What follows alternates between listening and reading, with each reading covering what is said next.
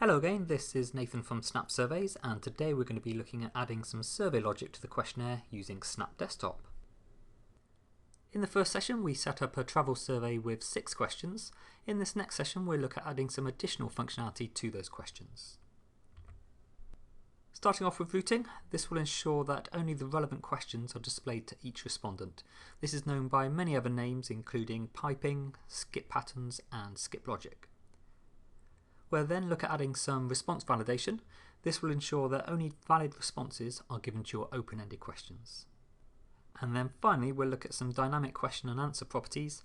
This will ensure that as your respondents complete the questionnaire, they are only presented with the relevant set of answers. So let's take you straight into the questionnaire. We're going to be using the travel survey that we created previously.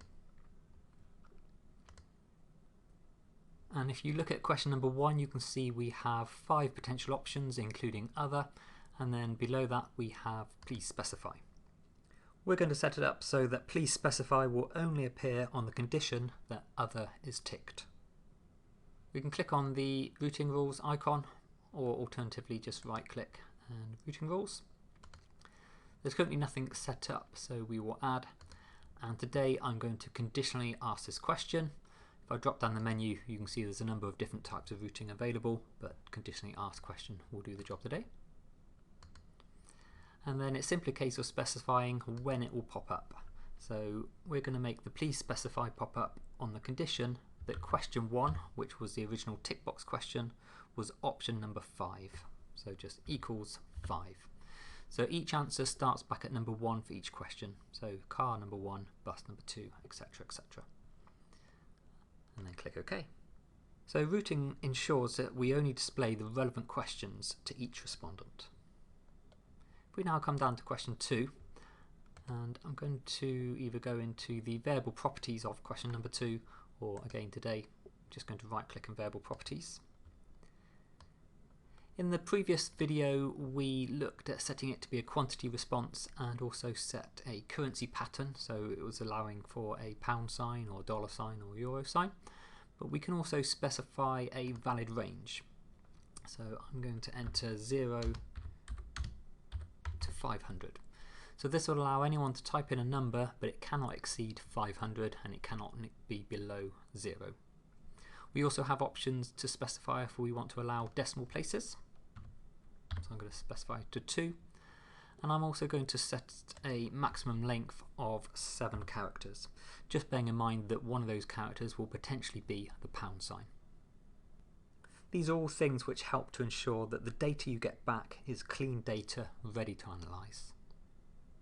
If we now move back to question number 1, for those of you who are doing perhaps face-to-face interviewing or telephone surveys, or to be honest even those that are doing standard web-based surveys, occasionally you're going to find that lots of people just end up choosing the first option. Basically because it is indeed the very first option, so it's the first one they get to. Or in the case of a telephone interview, if I've given you a list of 5, 10, 15 different options, it's quite likely that you've forgotten everything apart from the first and the last options. To counter this, we can set up the questionnaire to randomise the set of answers. Again, this is in variable properties.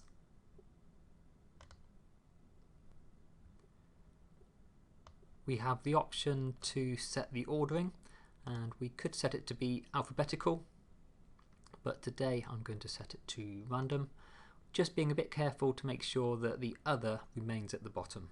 So I'm only going to randomise the first 4 options, excluding option number 5.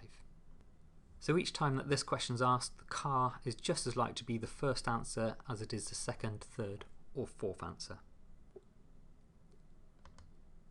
Time to take it up a notch and add some additional functionality.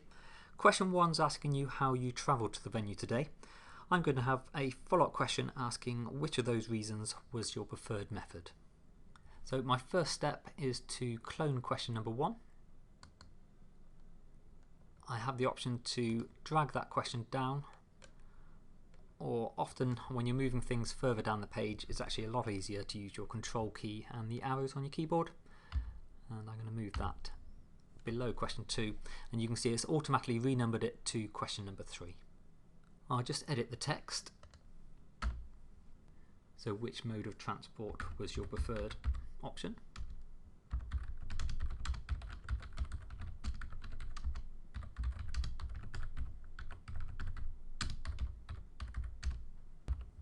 And instead of my final answer being other, I'm going to take the text from the open please specify and populate that into the answer code. So using the insert button, we can insert a variable field, and I'm going to take the text from question 1a, the please specify, and populate that into the code label. I'm also going to take the opportunity to force it to be title case, so even if the respondent types in uppercase, lowercase or anything in between, it will always appear correctly in the answer set. And then my final step is to ensure that only the relevant options are displayed in question 3 based upon what was selected in question 1, because we don't want someone saying that their preferred method of travel today was car, yet they didn't even travel by car in the first place. So again, sticking with question number 3 and variable properties, we're going to make use of mask. And I'll simply type in Q1, which means it will only display the options which were selected in question 1.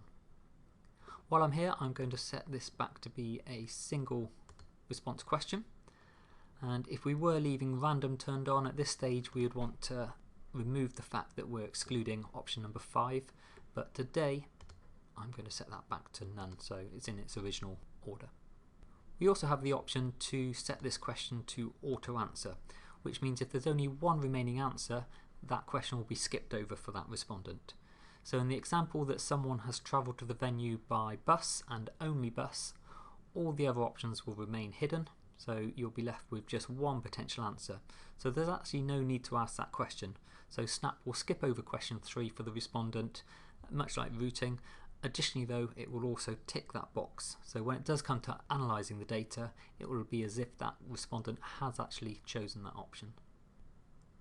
So combining auto answer with mask, we've now made the survey more efficient and streamlined for each of the respondents.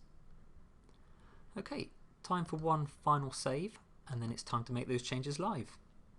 So I'll synchronise the survey by closing the survey down and head into Snap Online. If I go into the survey and into the Collect tab, you can see there's a warning telling me that the version I've just been playing with is different to the version which is currently live. So I'll temporarily pause the interviewing for a couple of seconds, publish the edited version, and then resume interviewing again.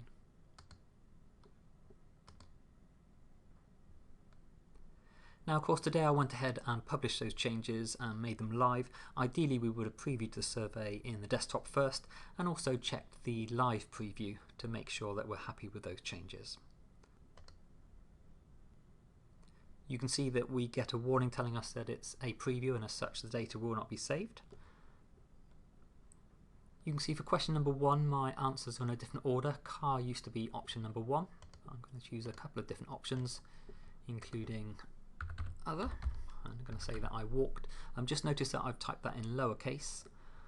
For how much we spent, I'm going to add a pound sign in and say that I spent £510. When I press next, you can see I get a warning message telling me that I need to enter a valid number, because if you remember I set that to a maximum of 500.